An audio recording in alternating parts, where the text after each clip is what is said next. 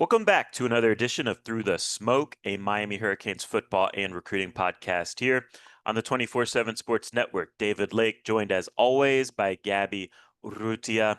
We're here to recap another official visit weekend, the third official visit weekend of the summer for the Miami Hurricanes football program. Lots of key targets to get into here. Uh, Before we dive into things, as we always do, want to highlight our sponsors, people who support this podcast. So go support them. And we'll start with Canes Connection. That is Miami's collective. They assist in a massive way in these talent acquisition efforts for the Hurricanes. So go to canesconnection.com. Go support those NIL efforts in any way that you can. It's a cool grassroots way to help out the program. Also, want to highlight our guy Nick Musarino at the Musarino Law Group. If you've been injured in a car accident, call 561-960-9870 or visit the musarinolowgroup.com. Both those ways of reaching out to Nick will be in the show notes. All right, Gabby, let's start at the top with the official visit from visitors from this past weekend. And let's start with five-star wide receiver Calvin Russell. He, of course, is the local Miami Northwestern five-star pass catcher. We made it clear, like this recruitment coming into the weekend, there just hasn't. It's felt like Miami and Calvin haven't quite been able to connect and get on the same page for whatever reason. And so this weekend was going to be an important time to start building a relationship. What's the sense you have coming out of this weekend with Calvin and Miami? Yeah, I do think that a lot of those things are true, David. I think that this weekend was a big opportunity for Miami and Calvin Russell, his camp, to kind of just start really kind of getting into some of those deeper discussions. It felt like this is a recruitment that's been all not in a bad, it's fine. He's going through his process, but it's been all over the place, all over the map between Oregon, LSU, Florida, Miami. Quickly pivots to an FSU visit. It's going to cap things off at Michigan. So there's just a lot going on here.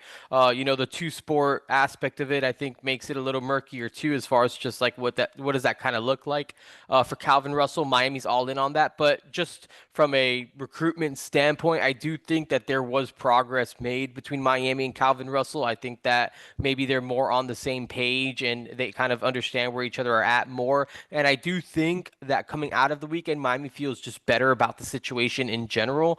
But I do think that LSU is kind of internally viewed as the team to watch with Calvin Russell, or maybe sort of a way it was described to me, like if he was committing today, it would be LSU. That doesn't mean that it's going to be Right. LSU on July 5th when he announces his commitment, David. As we've seen, between now and July 5th is a very, very long time in recruiting. So especially when it becomes crunch time and it becomes closing time, those days, those hours, those minutes matter. And I think Miami intends to be in this recruitment until the very end of it. So I think that this still has plenty of room to get more interesting and potentially sway maybe a few times more just as we get closer Yeah. to that. Like you said, set to make his announcement on July 5th. It kind of I mean, a lot of these commitments do stick in the summer. They stick through signing day in December. This could be one of those where it just never ends, too. So even if he commits to a different program on July 5th, he's the type of guy that I don't think Miami will necessarily give up on recruiting through the fall. All right, let's move on to four-star tight end Israel Briggs, number 70 overall player in the country, according to 24/7 Sports. He comes from Redwood High School in California. I think it's fair to say, Gabby, he's probably Miami's number one tight end target this cycle. An athletic pass catcher, good size. He's now set to make a college decision on June 24th. So a week from today, when we're recording this podcast here on Tuesday, and he's down to Miami and LSU. Where do you think things stand after this official visit? Yeah, I think Miami's in a really good spot. I felt like Miami's been in a really good spot with Israel Briggs for quite some time. They've been invested in this recruitment, got him down in the fall, and he told me after his official visit that he wanted to go see Michigan and Tennessee. Those visits kind of got scrapped. He's announcing a commitment, and I think Miami is the favorite. I've kind of alluded to the fact that I felt like Miami's been the leader in the clubhouse here for quite some time. And coming off of the official visit, I still feel like Miami is sort of the team to beat. And I think that this would be a significant addition for the Hurricanes Yeah. if they're able to cross the finish line there. He's a big time tight end. Whoever gets him would be a big time addition. All right, let's go to 4-star running back Jay Lamar. Been at Miami a bunch this offseason. Took his official visit over the weekend. Number 161 overall player in the country. 6 foot 205 power back out of Colquitt County High School in South Georgia there. It seems like just reading the tea leaves, Georgia, Clemson, Miami, Florida State's in there a little bit. And then there was that, coming into the visit, there was that murky factor of Javian Mallory, the Miami commit, getting interest from Alabama and him, listening to that interest. So where do you feel like things stand now with Jay Lamar as it relates to Miami? I think it's a really interesting situation that's kind of developed here over the weekend, just with Javian Mallory going to Alabama to visit, and Miami coming in and really having an awesome visit with Jay Lamar. I think that the Hurricanes absolutely move the needle with Jay Lamar. He's got two people that he's very familiar with here in Coral Gables between Nye Carr, Kamel Bonner. He was talking about how Kamel Bonner, the NC State linebacker transfer, hosted him over the weekend. He said that like that's like his brother. I think he might be closer to Kamel Bonner than he is to Nye Carr, and we felt that Nye Carr connection could have potentially helped Miami. And so I think that there are two people, that he's familiar with that have come down and made the transition to Miami that feel good about the transition to Miami and where they're at, that are kind of helping the cause. And look, Miami's sort of open for business, right? Like it's kind of like if you're looking, we're looking. So with Javian Mallory looking at Alabama, I think it really opens the door to Miami truly exploring the Jay Lamar option. Not that they weren't before, but there's also the Right. Derek Cooper factor where he's just a +1. So it's like, can you take both Jay Lamar and Javian Mallory? Like, I'm not sure if I see a situation where that happens. So, to me, I don't know what the result of this is going to be. I do think it's going to be interesting to see where it goes. I do think that coming out of the weekend, there was just some confidence that Miami could potentially be a destination to Georgia visit. He's going to take it, and I think that that was, potentially, I don't know, up in the air might even be a little bit too far, but I think that there were some conversations about like whether he was going to follow through and take that visit. He ultimately Interesting. is, but still, I mean, Georgia has been viewed as sort of the leader here, and the fact that that was even a discussion to me is interesting. You got Clemson in the mix there too, so for me, this Jay Lamar, Javian Mallory, dance that's going on right now Yeah. is maybe one of the more interesting storylines as we kind of get to the back half of this official visit, or I mean, really just the final week of official visits, just because I don't really know how this is gonna play out, truthfully. Right. Yeah. I mean, look, I think Derek Cooper and Javian Mallory would be a good 1-2 punch in a recruiting class. I think Javian Mallory is a good RB2. If you can pull off Derek Cooper and Jay Lamar, that's an A plus. That's one of the best 1-2 Yeah, punches in the country potentially. yeah, So it is interesting, and Miami's got to make a decision, and Javian's got to make a decision too right. as to what he wants to do. All right, let's go to 3-star linebacker Justin Edwards, Rutgers commit, recent Rutgers commit. He is from the Orlando area, so an in-state linebacker. Um, what are the vibes here? Yeah, Miami's got a flip him from Rutgers, a kid who committed to Rutgers shortly before this official visit. Miami was able to get him back on campus, and they want Justin Edwards. They want Justin Edwards really badly. I think the Scarlet Knights and what they got going on, it seems like the sense up in New Jersey is that they may be able to hold on. I know Miami's going to keep clawing at him throughout the rest of the cycle. This is a kid from Orlando Edgewater. Miami signed an Orlando Edgewater player last cycle in Jaden Wilkerson. The Hurricanes have just done a good job in Central Florida in general. So I think that this is one that at the end of the day, you got to make a decision if you're just going to go play your college football up in Jersey, if you're going to stay closer to home, go down to Coral Gables. So I know that this is one that Miami's going to keep fighting for, but right now I'm not sure if I expect any sudden movement or if this is one that's maybe just going to play out a little bit longer. Another player that visited that Miami's trying to flip is 3-star wide receiver Tyron Evans. He's committed to Tennessee. 3-star prospect, 87 grade, kind of a tall, long speed receiver who would be a deep threat on the outside at the college level. An interesting tape. I think he's an interesting player as well. He committed to Tennessee in January, will visit Tennessee again this month in terms of his official visit. Did Miami make a move here as they try to flip him? Absolutely, absolutely. Miami made a move here. This is a big guy. I mean, we got him listed at 6'3", 185. He was I think he was 6'3" and a half, 201 pounds on his official visit. He is large, and if you look at his 24/7 sports profile, he kind of has like a baby face, but he kind of looks Yeah, like a he looks grown young. man. Yeah, he Yeah. looks like I think in real time now, he has a grown man body, and he's filled out a ton.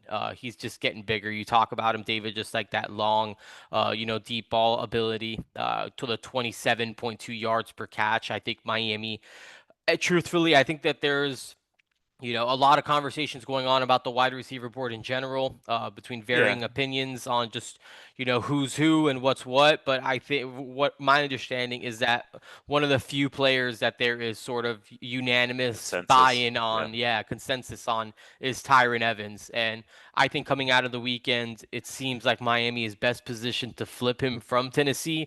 We'll see if they're ultimately able to cross the finish line there. Again, like you mentioned, David, he's back up in Rocky Top this weekend, and I think Tennessee would very much like to hold on to him. And so I think it's two good offensive systems that he's got to kind of choose which one to play in. I thought it was interesting. He did say that he's going to have some sort of signing or like commitment ceremony at his school where he's going to formally commit somewhere. He said something about silently committing somewhere and then having a ceremony. That's a strange But it thing happens to though. do. Yeah, right. Just while you're committed to a school. Right. It happens. So not saying that not saying that that's too much to read into as far as like he's gonna flip from Tennessee, but I do think it's interesting that Yeah. he's kind of giving himself another sort of deadline to decide whether it's gonna be Tennessee or whether it's gonna truthfully potentially just be Miami. All right, let's go on to three-star defensive back Blake Stewart, 89 grade from 24/7 Sports, 6 foot 170. He's out of Woodward Academy in Atlanta, Georgia. Very instinctual player. Watching his tape coming into the visit, I was very intrigued. I think he's going to be a multi-year starter at the college level. Has visited Clemson and Vanderbilt. Will visit Michigan as well. What's the sense here with Blake Stewart? I think Miami's in a really good spot here. I do think that this is kind of a Clemson Miami battle. From what I'm hearing, I do think that Blake Stewart is really, really interested in playing his college football in Coral Gables.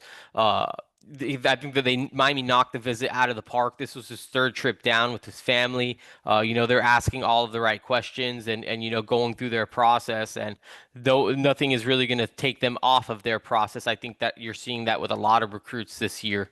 And all these guys are getting all the information that they can. And I think this was one Miami was hoping they'd be able to shut the door on. But he's going to follow through with that last Michigan official visit this coming weekend. And then it could potentially be decision time. Again, I still feel like it's Tigers and the Canes going at it. And, if I were setting the odds right now, I would probably make Miami the favorite. Cortez Redding, another safety. He's a four-star player, 242 overall player in the country out of Jonesboro, Georgia. Has visited NC State. He's kind of your fast, physical, aggressive safety, kind of an in-the-box guy, but he can play. He can play some free safety as well with the way he plays and makes plays. What's the sense with Cortez Redding? Yeah, I think this is more of just like wait and see mode. David, he's listed at 6 foot 175. I think he's probably Yeah, a little bit smaller than both of those if I were just gauging it off the eye test. So I think that Miami's kind of just you got to make a decision about which direction you want to go with some guys. I think Cortez Redding is someone I could potentially see landing in Miami's class, but and if I were setting the odds, I would down on the board. probably, yeah, I just think that there's other guys that I think there are more of a priority right now. He's got some like nickel sort of Yeah, flexibility. I don't think he just seeing Camden Portis, Miami's current commit, who I think that that's a fair place to project him. I think Camden Portis over the past few months has grown. I think Cortez Redding's probably a little bit smaller. Okay. But again, two good options, and I think Miami's definitely interested in what Cortez Redding is, but I think you have to sort through the rest of some of these options. So we'll see where that one ultimately ends up. One of the interesting visitors, four-star wide receiver Zion Robinson. Interesting just because receiver from the state of Texas. That's, kind of unusual for this regime under Mario Cristobal. So he's a top 100 player. He's a big receiver, 6'3", 180, 190. He has visited Michigan, will visit Stanford, so academics are important to him. Um, I think this official visit was like an opportunity of like, okay, does this make sense for both parties? What's the sense you have coming out of the OV with him?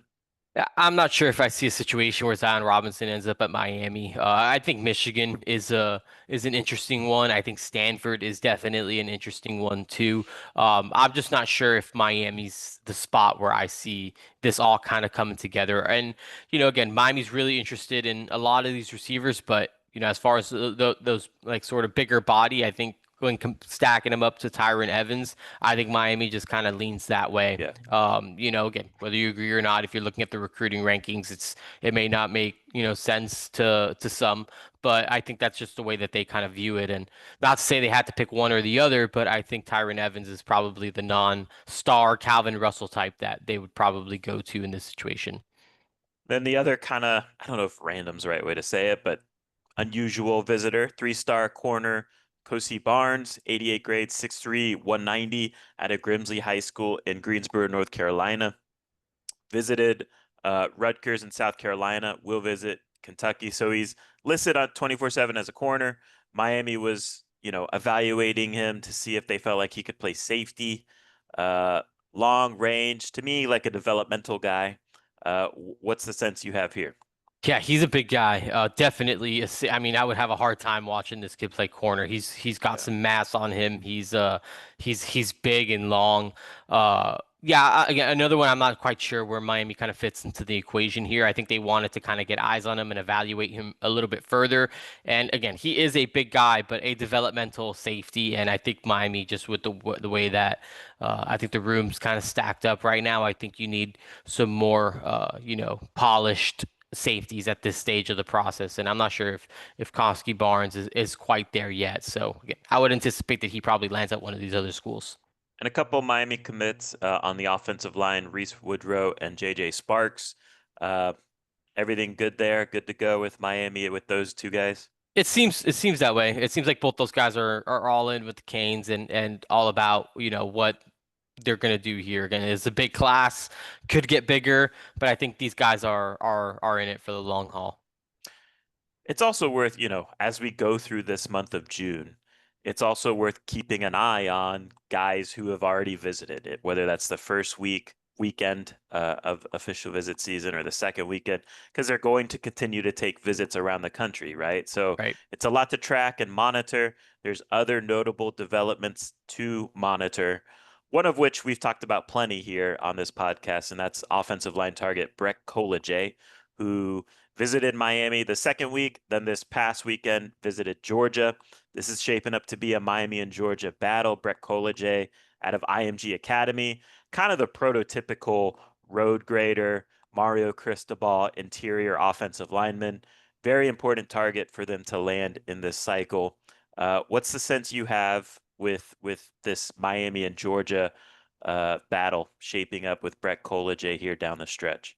Yeah, I think it's going to be interesting. I do think that if we're setting lines here, I do like Miami. I do like where Miami stands in this recruitment. Again, you had that Georgia official visit over the weekend. Talking to someone close with Brett Kolejay, kind of coming off of that, I do think that Georgia visit went really well, and I do think at one point, Kolejay kind of anticipated that might be where he was headed. But I think Miami's had a ton to say about that recruitment. And I think he's being really diligent in his process. He's going to go see USC for a midweek starting today. He's going to finish up at Tennessee next weekend. So, like everyone else, they're going to Yeah. follow, most others at least, they're going to follow through with their process and do all of the things. And he's back home in Denver for the summer. So USC is close by compared to a lot of the other places that he's going. And then I think he'll be in decision-making mode probably not too long after that. And from what I've gathered, this is really Miami and Georgia at the top. We'll see if USC Yeah, could make things interesting this weekend. He's roommates at IMG Academy with Kenai Pepe, who's right. USC's five-star offensive line commit. And they're So recruiting well, yeah, USC. they're recruiting extremely well, and they're taking a massive class. Yeah. I think they're already close to 30 commits this cycle, and I think that we can expect probably a handful more from the Trojans. So we'll see if what kind of happens after that USC visit. I think that's one of those schools that you always have to kind of hold your breath and see where things are at after that. But I do think Miami is in a really good position kind of coming out of this, coming out of that Georgia visit, which I think is the one that everyone was kind of worried about or concerned about. So we'll Right. see where things stand here soon. But I wouldn't be surprised again if there's a decision that comes relatively soon. Kind of similar to Jackson Cantwell. Miami had to sweat out a bunch of Right. official visits elsewhere, and at the end of the day, they got their guy. We'll see if they can go 2 for 2 in that regard with Brett Kolage. All right. I also want to talk about Lamar Brown, who's 5-star, visited. Correct me if I'm wrong. Was it the first weekend or It this? was the first Yeah. weekend. So the first weekend, he's from Louisiana. He's from the university school, basically, in on campus at LSU, right? All right. Um, Typically those guys go to LSU. So, but I think you had mentioned here coming out of his official visit to Miami that Texas A&M was kind of the school to watch. That was the sense you had at that time. Yeah. Things change all the time in recruiting. He went on his official visit to Texas A&M. He shut down what was supposed to be an official visit to LSU after that Texas A&M visit, and he has since, uh, you know, re-engaged that LSU official visit. So a lot of back and forth happening. None of this, I don't know what it means for Miami. Is there any sense you have? Is this, to me, just on the outside? To me, this just looks like, yeah, he's going to go SEC somewhere, but Right. maybe I'm being too negative and not reading this the right way. No, I think I mean dating back to just Lamar Brown getting to campus the first time, as far as the spring months, it was always just like, hey, like this is an elite dude. Like we got to recruit this Take a guy. Like this swing, is the type of guy that we need to win, that we need to land in order to win championships. But at the same time, it's much more likely that he lands at Texas A&M or LSU. Again, he goes to school on LSU's campus. Obviously, we're in summer, school's out, but like you can't really avoid going to LSU if you're Lamar and Brown. and that school produces a lot of good players, Yeah, and 99% of the time they go there. right, exactly. So, I look, I did think A&M. So when he shut down the LSU visit, I was like, this appears to be trending the way that I kind of Right. understood that it was trending, which was towards Texas A&M. And I think coming out of the Which it weekend, that still re is, I think. right, yeah, I agreed, and I think just LSU re-engaging and kind of turning this thing up. One is interesting. Right. Just because even the way that I was reading it, like they felt like LSU almost kind of just assumed that they were just going to Right. get Lamar Brown because that's just what happens. Lamar Brown might be turning the corner to third period and run into Bryce Kelly, like to Right. Brian Kelly, like it's like literally on campus. So uh, I think maybe LSU was just kind of maybe hit the gas a little bit, like, oh wait, like this might not Right. actually fall our way, so we should We probably turn can't this let thing up. him go Exactly. somewhere else. Exactly. I So mean, you this got to is do like what it takes right. I think to this is get my like all the draft. kids of South Florida that's just like you don't let this guy leave. And LSU's going to do what it takes to make sure that they get him. So I Right. think ultimately it's going to be tough sledding for Miami to get this done. I think it's been a real legitimate valiant effort. Yeah. But I think that this has been an uphill climb from the beginning. And again, that if I think that's just where it's going. Who else? Is there anyone else to kind of rapid fire, just bang, bang, bang, good Yeah, vibes on this guy, for sure. etc. For sure. Brody Jennings, I think that's still one that Miami really hopes to be able to get done. They want to flip him from Michigan. I think that that's still very much on the table. Again, he had an unfortunate set of circumstances when his father passed earlier in the summer. I think going, prior to that, there was, definitely some confidence about where Yeah. Miami stood. And then with that happening, I think everything just slowed down and no one was pressuring him or pushing him or anything like that. So I think, so Brody Jennings is definitely still someone that I can see end up in Miami's class. Anthony Jones, the star edge rusher out of Alabama. I think that he's someone that Miami's still heavily invested in. He's seen Texas A&M and Oregon and Auburn. I think maybe he's going to go see Alabama to close out the summer. I do think Miami feels like they're in a really competitive position there. I think Oregon's another one that's making quite the push, but I think Miami feels good about where they stand in that recruitment. But you still got to continue to sort of chop wood. Devin Jackson, the safety out of Orlando. Miami is sky high on this kid. They feel like they need to have him, and he's one that they're definitely pressing and pushing to try to get done as well. So I think that those are a few, Yeah. of note. There are others, guys like Yeah. James Johnson. I think they feel good about the progress made there.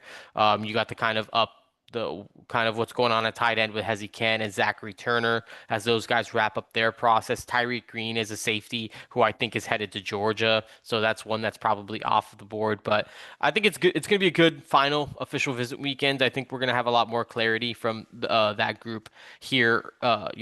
Maybe in a couple hours on Tuesday, so we'll have that final official visitors list up. But that should produce some good ones like Vance Spafford, the wide receiver commit from Georgia, who Miami's really really high on. Ashari Charles, Jaquez Wilkes, and it's going to be a cool final official visit weekend that I think has Yeah. the potential to produce some fruit. So we'll see where things are at. But I think Miami's making some significant progress with a lot of class of 2026 targets. And I think after this official visit weekend's done, it's like three straight. Well, it's like the rest of June, all of July, and all of August, I believe, is Yeah. dead. So it's just like closing time, Right. recruit, get all this stuff done. So it'll be a fun summer in that regard. Let's get out of here because Wednesday, Miami's having a high school summer camp, and nowadays with this current, uh, calendar, recruiting calendar, the summer recruiting camps put on by colleges around the country, it's all about evaluating the younger talent. So it's an opportunity this Wednesday for Miami staff to get some eyes on 2027 prospects in person, watch their movement skills, eyeball their body types, etc. Miami, you've put some stuff up on the site already at Inside the U, Gabby, some of the key guys to know, but I want you to highlight some, a handful, rapid fire, some of the guys expected to participate in Miami's camp Wednesday. Yeah, I think maybe starting, I think the most notable as far as just immediate, 12026 is going to camp, and that's linebacker Jermichael Garrett. Yeah, The yeah. expectation is that he's going to camp at Miami on Wednesday. Why is that? I think they're just still kind of doing some homework on him. I think they went to go see him a couple times in the spring, and I don't think that they were able to kind of paint the full picture. So he was supposed to officially visit this past weekend. It got pushed back because I think they needed to see him camp before kind of taking any next steps. So if he's camping for Miami, if it goes It's well, my interesting. understanding is that he's going to pivot it. It's going to turn straight in, not straight into, but he will join next weekend, well, this coming weekend's official visitors group. Okay.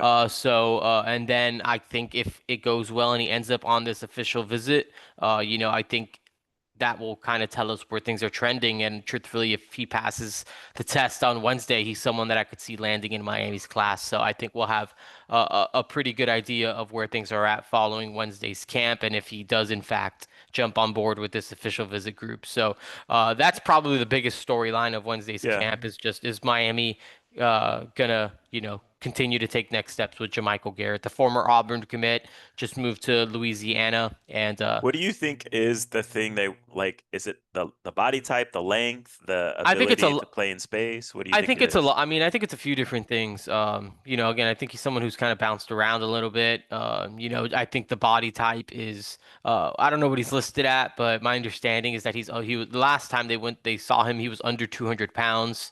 So he's got kind of like a lighter frame. I don't know Yeah. how well he runs. Not saying that he doesn't run well. I just don't think they quite know exactly how well he runs. So I think there's just some question marks there that this is a situation Yeah. that could potentially work out for them. So I don't think that they're gonna progress in this situation Right. without having all the information that they need. And thankfully, Credit to they're him for yeah, going through this because this right. is rare nowadays. Yeah, yeah, for sure. And I think that just for Miami, I think, at his new school, there are just some connections. And I think that this is one of those situations where it's just like, hey, if this is where you want to be, these are the steps that you kind of need to take. So we'll see where it goes. Yeah. See if he follows through. I mean, right? I mean, showing up Right. and going through one of these things is big. Like you said, David, I think since I'm not sure if I've seen this since I've been doing this, as far as just like you're camping for basically you're camping for a Oh, spot. really? I don't Yeah. know. I don't know. I can't remember a specific situation where someone was Right. like camping for a spot. Like if you camp well, you are committing, or Right. maybe just something that It's didn't work rare. out. It's Yeah, maybe very some rare just didn't work nowadays. out well or whatever. But in this context, I think it's interesting just because of what's at stake. A couple other guys, some 2027s. I mean, like you said, David, this is for the next kind of wave of talent. Miami's actually getting a pretty loaded group of some offensive and a couple defensive 2027s on campus this weekend. They're getting a top 247 quarterback in Keegan Krucher out of Cheshire Academy in Connecticut. He's originally from upstate New York, but a 6'4", 200-pounder. Has gotten a ton of offers. I believe, he has like Michigan and a lot of the Big Ten, so Penn State, Indiana, Michigan State, schools like that. He's going to come down to throw for Miami. Wouldn't be surprised if he's someone that Shannon Dawson pulled the trigger on and offered after watching him throw. Everyone I talked to is just saying like, yeah, they're going to be super impressed with this kid because he has the frame and he can rip it, and he's already throwing like a 90-mile-per-hour fastball as a sophomore. So he's someone that has a big arm and a big frame. I think he's a little bit older for his class, which to me is fine. I mean, you can win Yeah. with older quarterbacks. Like I think I would maybe prefer that. Um, but yeah, I think that's going to be interesting that there's a potential offer candidate at quarterback throwing. A couple other notable campers, tight end Malik Howard. He's a top 100 talent for us at 24/7 Sports in the early 2027 rankings. A long way to go there, but an Right. early top 100 player there out of Oak Ridge, Tennessee. That's going to be interesting. And then you got a top 247 linebacker in Jalathan Mayfield out of I think I said he's out of North Carolina, but he just camped at Alabama this week. He's coming down to camp at Miami on Wednesday. Miami's also going to have a running back, Tyson Robinson. I'm not sure if he's going to camp, but he's like a top 5 running back in the class of 2027 early on out of Brandon, Mississippi. It's going to be a pretty loaded running back week. They got Noah Roberts on campus today. He's a 27 running back out of Basha in Arizona, which is one of the top programs out there. He's like, again, top 5 running back. They got a kid coming on Sunday, Jaden Miles out of Baton Rouge, Louisiana, who's like the number 7 running back. And he's like a 6'2", 200-pound kid, so he's a big body. And then just a ton of tight ends visiting this week as well. So strong week of 2027s, before a long dead period. So it's an important time to get some of those guys around on campus. Great stuff. Appreciate everyone for listening. Check us out on YouTube if you want to go watch us on the InsideTheU.com YouTube channel. And until next time, take care.